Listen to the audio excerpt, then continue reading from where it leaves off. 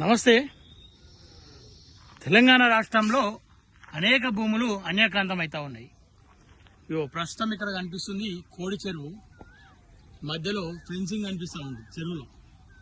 అసలు చెరువును కబ్జా చేయడమే తప్పు అంటే వీళ్ళు బరాబర్ కబ్జా చేస్తాం, బరాబర్ మేము ఫెన్సింగ్ వేసుకుంటామని చెప్పేసి ఇక్కడ చూపిస్తున్నట్టు కనిపిస్తూ ఉంది.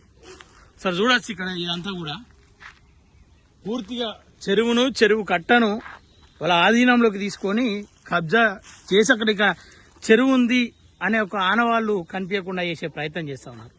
ఇంకొన్ని రోజులు అయితే ఇక్కడ చెరువు ఉండదు, ఏముండదు. పక్కన కన్వెన్షన్ హాళ్ళు, అక్కడ అటు పోతే 10 ఎకరాల భూమి వరకు పవన్ కళ్యాణ్ సినిమాల ద్వారా ఎంతో మందికి ఆదర్శంగా నిలబడాల్సిన వ్యక్తి, సినిమాలు తీస్తూ నాయకునిగా ఎదిగినటువంటి వ్యక్తి. అసలు నేను తప్పే చేయలేదు అని చెప్పేసి అనేక సందర్భాల్లో మాట్లాడేటువంటి పవన్ కళ్యాణ్ ఈరోజు ఈ భూమి కబ్జాకు గురైంది ఆయన ద్వారా. సరే తెలిసి చేసిండా తెలియక చేసిండా అనేది అంశం పక్కన పెడదాం. సరే కబ్జా అని తెలిసినాక దాన్ని ప్రజలకో లేదంటే ప్రభుత్వానికో ఇస్తే ఒక గౌరవప్రదంగా ఉంటుంది. మరి ఆ పని కూడా చేయలే. పూర్తి ఆధారాలతో కొద్దిసేపు ఆల్రెడీ మన టీం కూడా అక్కడికి వెళ్ళింది, ప్రెస్ మీట్ కూడా నిర్వహిస్తూ ఉన్నాం. ఏదో ఆరోపణలు చేసి ఆయన ఫేమ్ ఉండనో లేదంటే ఆయనను ఏదో అనేసి వదిలేసేటువంటి సందర్భం కాదు. ఇక్కడ తెలంగాణ భూములు ఆగమైతా ఉన్నాయి. ఒకవైపు హైడ్రాన్ పెట్టారు, సరే సంతోషం, చెరువులను మళ్ళా పునర్నిర్మిస్తామని చెప్పారు. మరి ఈ చెరువుల జోలికి ఎందుకు రావట్లేదు? పేదల ఇల్లున్న ప్రతి ప్లేస్ లో హైడ్రా పనిచేస్తా ఉంది, అద్భుతంగా చెరువులను నిర్మాణం చేస్తా ఉంది, సంతోషం.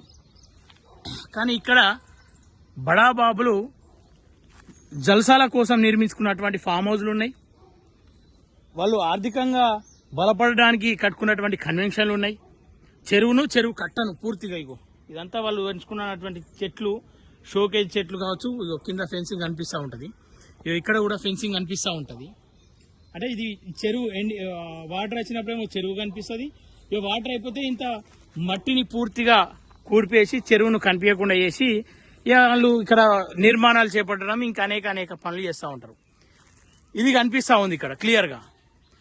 పవన్ కళ్యాణ్ ఏమంటా ఉన్నాడు? పవన్ కళ్యాణ్ మనుషులు వచ్చి 706 సర్వే నెంబర్లు కబ్జా అయింది 10 ఎకరాలు అని చెప్పేసి మన తొలివేలుగు రఘు చేసినటువంటి వీడియోకు వాళ్ళు కౌంటర్ ఇసుకుంటూ 780 సర్వే నెంబర్లు చూపిస్తూ ఉంటారు. ఇంతకంటే హాస్యాపదం ఏముంది?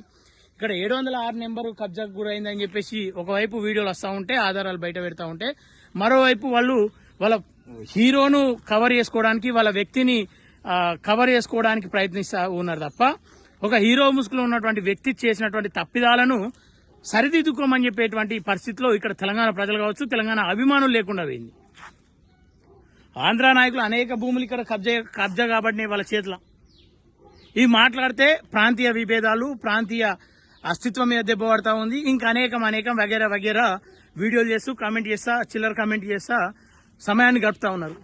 ఒకటే చెప్తా ఉన్నాం, ఎట్లాంటి కామెంట్స్, అట్లాంటి తిట్లు కావచ్చు. ఇప్పుడు ఏదైతే జనసేన సైనికులు వాడుతున్నటువంటి మాటలు, ఆ కామెంట్స్ ఏవైతే ఉన్నాయో, ఈ తెలంగాణ రాష్ట్రంలో గతంలోనే దొరల చేతుల, రజాకారుల చేతుల, ఇంకా అనేక మంది చేతిలో మా తల్లులు పడి వాళ్ళు అనేక హింసలు అనుభవించి అనేక పోరాటాల ద్వారా ఈ తెలంగాణ వచ్చింది. ఈ తెలంగాణ వచ్చినాక తిట్లేం కొత్త కాదు. సరే తిట్టుకునేటోడు తిట్టుకుంటా ఉంటాడు, అనే మాటలు అంటూ ఉంటారు. ఇదేం తెలంగాణ సమాజానికి కావచ్చు, మా తల్లులకు కావచ్చు, ఇదేం కొత్త కాదు. మా రాష్ట్ర ఆడబిడ్డలను లకారాలతో చాలా మంది తిడతా ఉన్నారు. సరే అదంతా మీ విజ్ఞతకే వదిలేస్తాం. మీ హీరో మాకేదో విలువలు నేర్పించిండు, మాకేదో మంచి చేసిండు, మంచి చెడు చేసిండు అని చెప్తా ఉన్నారు. మీకు ఒకటి తెలుసో తెలియదో, ఇదే పవన్ కళ్యాణ్ సినిమాలు చూస్తూ పెరిగిన వాళ్ళం మేమంతా కూడా. పవన్ కళ్యాణ్ సినిమాలు చూస్తున్న సందర్భంలో అనేక సందర్భంలో సినిమాల మీద కూడా ఇంట్రెస్ట్ పెంచుకున్న వాళ్ళం అంతా. రంగులు రుద్ది యాక్టర్లు కావాలనుకున్న వాళ్ళే. సినిమాను ఒక వినోదంగా చూడాలి, రాజకీయాన్ని ఒక భవిష్యత్తుగా చూడాలి. భవిష్యత్తులో రాజకీయ నాయకులు అంతా కూడా నీతి నిజాయితీగా ఉన్నప్పుడే మన సామ్రాజ్యం బాగుపడుతుంది, మన వ్యవస్థ బాగుపడుతుంది, మన సమస్యలు తీరుతాయి. కానీ రాజకీయ నాయకులే దోపిడీదారులైనప్పుడు, రాజకీయ నాయకులే కబ్జాదారులైనప్పుడు, భూకుంభకోణాలు చేసినప్పుడు పేదోని బతుకు అదే పేదరికంలో మగ్గిపోతూ ఉంటుంది. సో ఆలోచించాలి. ఇదేదో వ్యక్తిగతంగా ఏదో ఫేమ్ ఉన్నది, ఆ వ్యక్తి ఫేమ్ తీయాలని కాదు. అవాస్తవం అయితే లీగల్గా దీని మీద ప్రొసీడ్ కావాలి.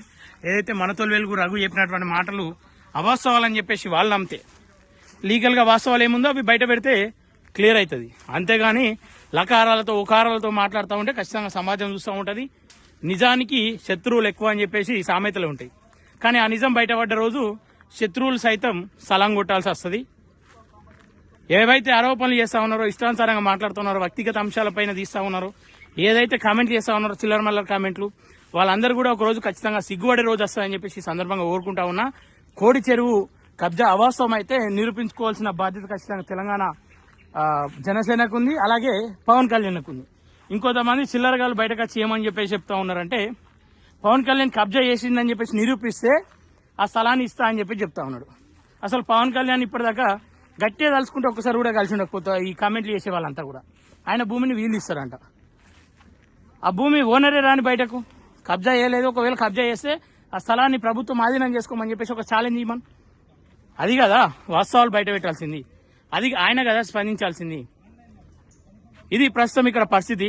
ఆధారాలన్నీ చూపిస్తూ ముంగట ఒక చిన్న ప్రెస్ మీట్ వాస్తవాలను బయట పెట్టే ప్రయత్నం చేస్తా ఉన్నాం.